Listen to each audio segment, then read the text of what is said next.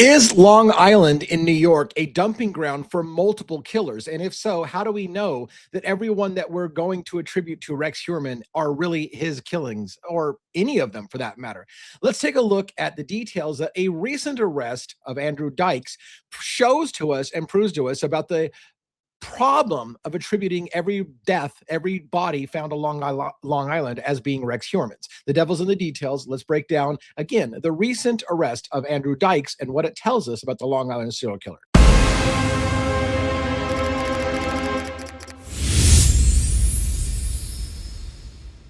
Every single week on The Devil's in the Details, Monday through Friday, we come up with a new thought for the week on the cases that we follow. This case is the Long Island serial killer and the trial of Rex Heurmann, who is the alleged Long Island serial killer, who has been allegedly killing people from the 90s up through recent times and has maybe killed in the hundreds.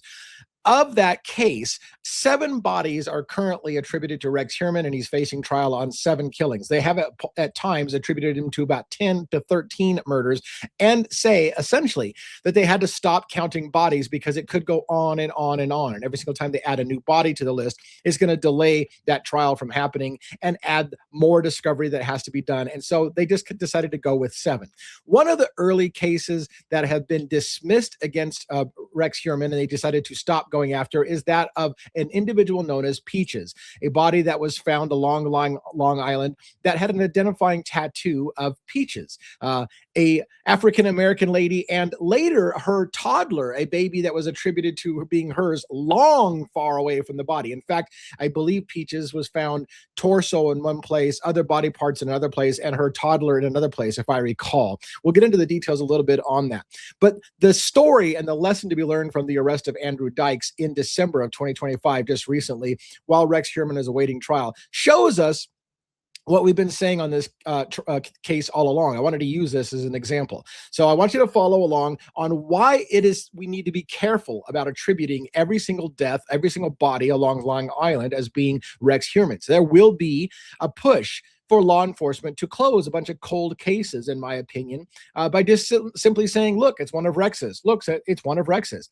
I have long stated my belief that that strip of Long Island, New York, and all along Gilgo Beach and that area is a dumping ground for serial killers. It is something that's been attributed as a possibility through many documentaries, and many journalists have said this. It has been known to be a dumping ground. And so we're going to show a little bit about that and break down how, once again, the arrest of Andrew Dykes in this case shows us that we have to be very, very careful. Also, you need to remember that DNA evidence doesn't tell everything about a case. It doesn't tell everything about a body. It doesn't tell everything about, for example, how did the DNA get there? There's a presumption in America that if one hair is found at a crime scene, that means you're the killer. That doesn't mean that at all. There are many reasons why DNA could be at a crime scene. So again, DNA doesn't tell us the story about how it got there.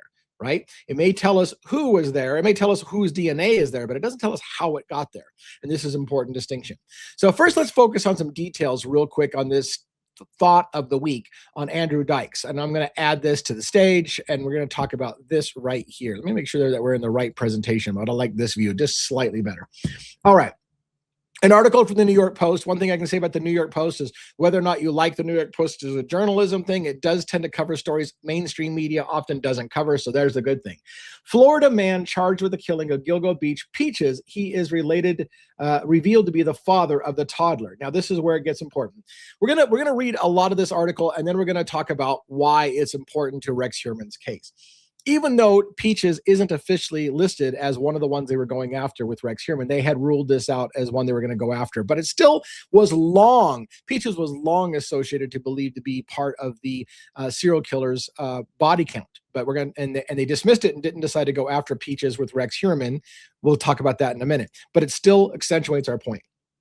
A Florida man was arrested for the killing of Peaches, the mom whose remains were discovered on Long Island and whose 1997 slaying was long believed to be tied to the Gilgo Beach serial murders. Now, again, 1997, the oldest bodies, I think 93, 97 time frame in this, attributed to possibly being Rex Heurmann's, all the way through the mid-2000s, 7, 10, somewhere around there. This was one of his early kills, they said. At least they originally believed that. Nassau County Police Department officials on Friday confirmed the arrest of Andrew Dykes, age 66, who was busted near Tampa on a warrant out of New York Wednesday.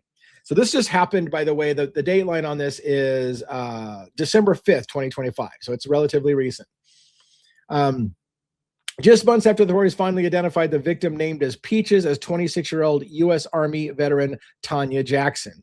So for the longest time, Peaches had gone unnamed, just simply known as Peaches. Here you see it's Tanya Denise Jackson and her baby Tatiana Marie Dykes. And that's where Andrew Dykes, the father of this baby, with Tanya Jackson, is all being tied together. Once they identified who Peaches was, got her name, they figured out more of the story. And so they found out, hey, surprise, it's not the Long Island serial killer. It's a completely different body. Why that's important is it shows that Long Island Beach, that whole strip area there, is a dumping ground, has been known to be a dumping ground of multiple killers because of the bushes and things that just make it easy to dump bodies. And so this was just a dump. So one has to ask if all those bodies attributed to Rex Heurmann are his. And before I get too super far, although we are kind of far in here right now, we're never rooting for the bad guys in this case. That's a misconception some of you have.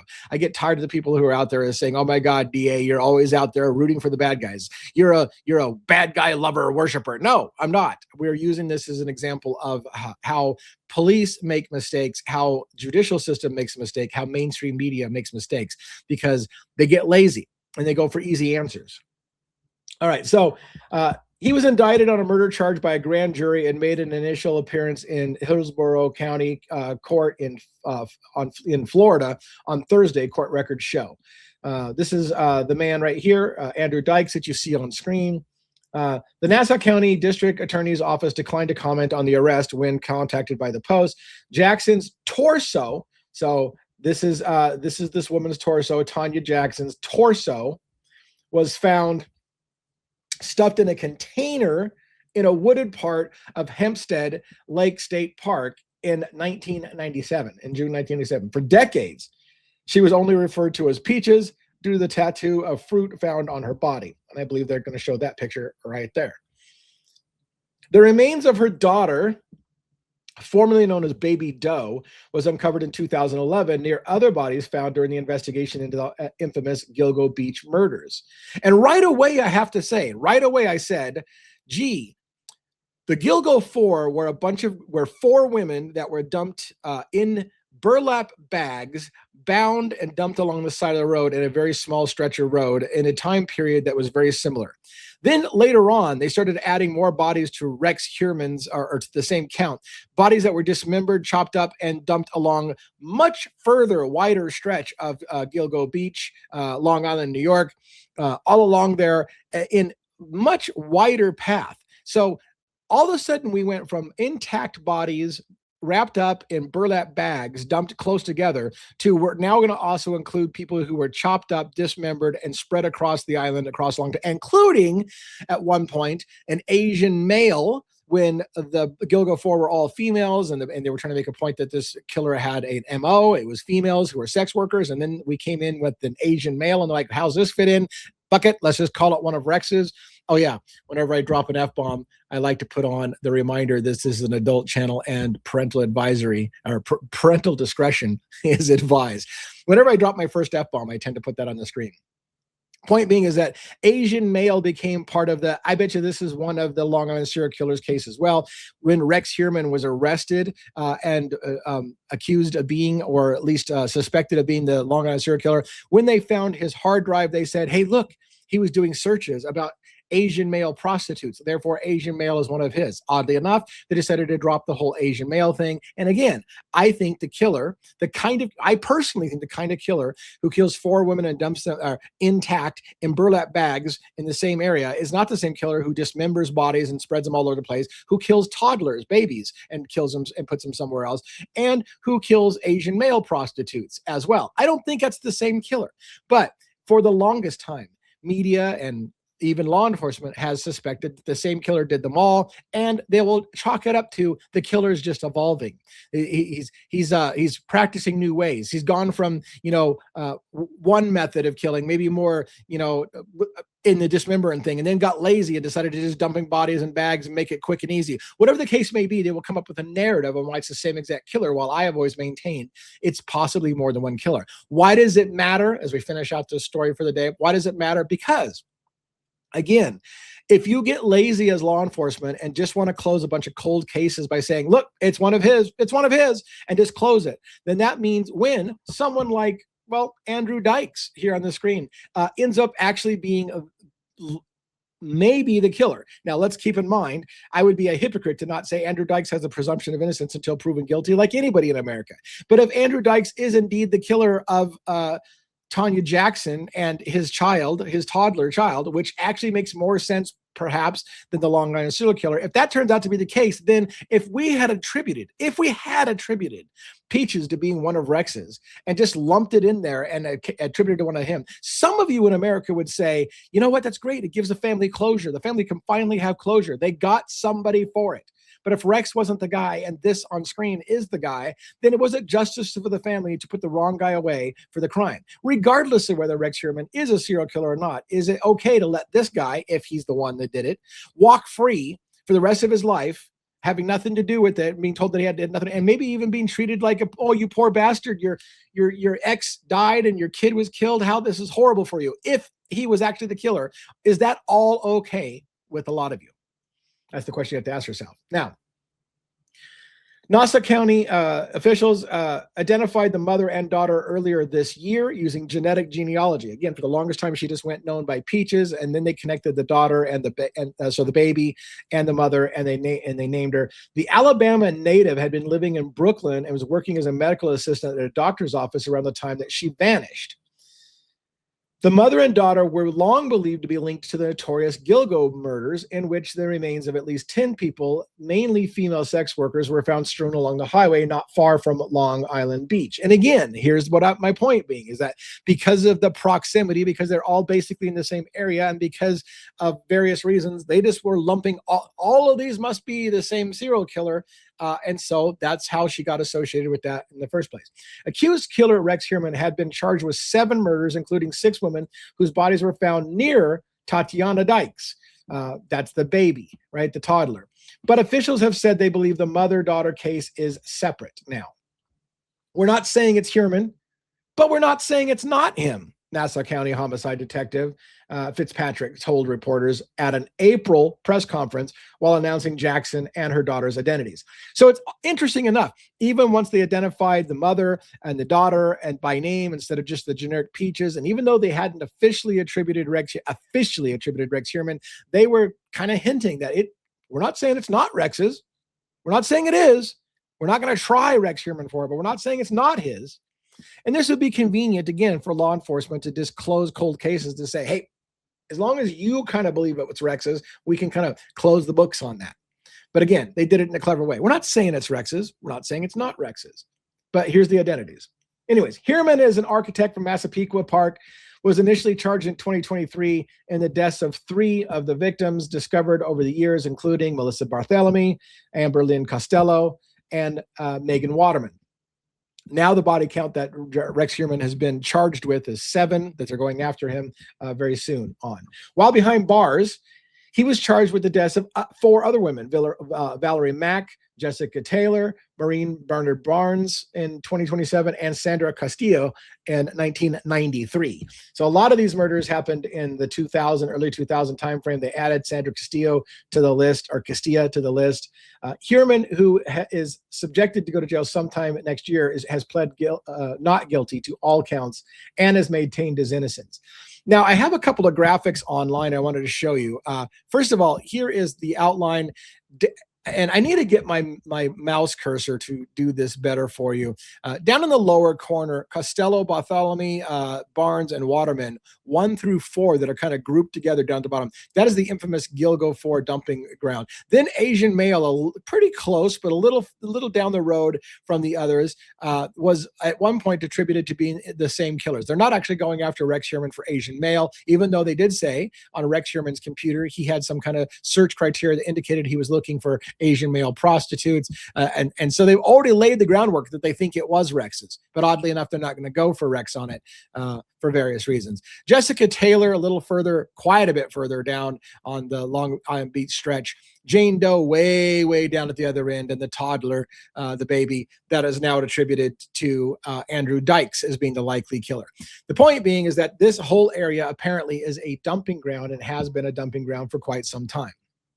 And so we have to ask ourselves at the end of the day, again, when we are looking at the Long Island serial killer case, is it acceptable to just accept that, for example, the same killer who would dump bodies in burlap bags intact is the same killer who would chop them up and spread them out all over the island as some of the other cases were? So 4 of them all dumped in bags close together. Another 3 of them chopped up, dismembered, put in various places. Is that the same kind of killer that does those? Again, mainstream media and even law enforcement will try to tell you it's an evolution of the killer, that they got lazy at some point and started dumping them closer together, or maybe they got more evolved and decided to dismember when they didn't before. Whatever the case may be, they'll come up with a narrative on why it's the same killer. And to be fair, the primary reason why Rex Heurmann is attributed to the ones that are going after him is because of DNA evidence, which is that either Rex Heurmann's hair of some kind. Almost all the DNA is hair evidence. So, and rootless hair DNA. So they're using DNA techniques that were able to distinguish DNA from without having skin cells or roots on the hair. Again, that's a whole new ball of wax. Genetic genealogy are using new technologies in this case that will use rootless hairs to go after it. But the point being is that, again, by the way, you don't know how the hair got there. But many of the bodies that they're going after Rex Heurmann on either have his own hair on it, or not necessarily or has his wife's hair or his daughter's hair at the crime scene. Now, that's the craziest part about the whole thing. His wife's hair or his daughter's hair were found at some of the bodies. Some of the bodies had his hair at it. Now, again, mainstream media and law enforcement will tell you Rex Heurmann did the killings. That's why his DNA or his family member's DNA is found at the crime scene. When it's just his family member's DNA, like his wife or his daughter, they'll say, well, Rex Heurmann did it, but he must have transferred some of his wife's hair or his daughter's hair to the crime scene. Now, again, this is mainstream media and law enforcement perhaps taking some easy answers. Well, here's how we would make up that story. The question becomes, is it the same killer that killed all of them? And so we're paying attention to this case. I think it's super, super interesting. By the way, if you're not aware, right now that case is kind of on a slow burn. Andrew Dykes' discovery as the father of that toddler who they were attributing to Rex Heurmann at one point, not in the trial, but at least to the Gilgo Beach murder, and Tanya, the mother, Jackson.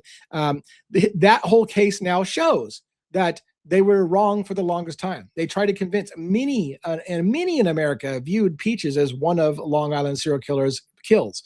And now it turns out it may be a husband or a ex that killed his lover / mother of his child and the child.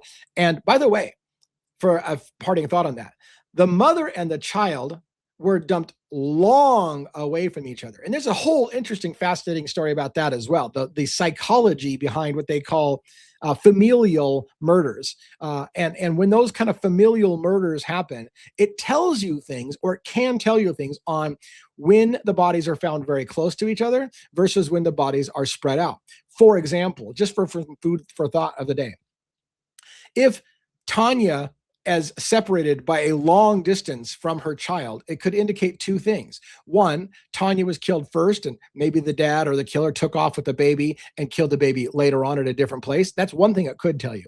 Or it could tell you the killer wanted to try to avoid detection by spreading the bodies out in different places. So therefore, by spreading the mother long away from where the baby was, there was hopes that the killer would be able to avoid detection longer because they wouldn't make the connection to the toddler and the mother were both associated with each other. Whatever the case may be, yes, they are clues. It doesn't tell us exactly what happened, and we need to be careful of media or journalists of telling you this is what it means, because we don't know. But what we do know is that there are patterns that people have discovered on what it means when a body is found right next to it, like when a mother and her daughter are found right next to each other versus when a mother and her daughter are found miles and miles apart. And so all of those things contribute. So at the end of the day, all I really want to say is pay attention to the Long Island serial killer case. We're just getting heated up. We've been focusing a lot on Peter Hackett.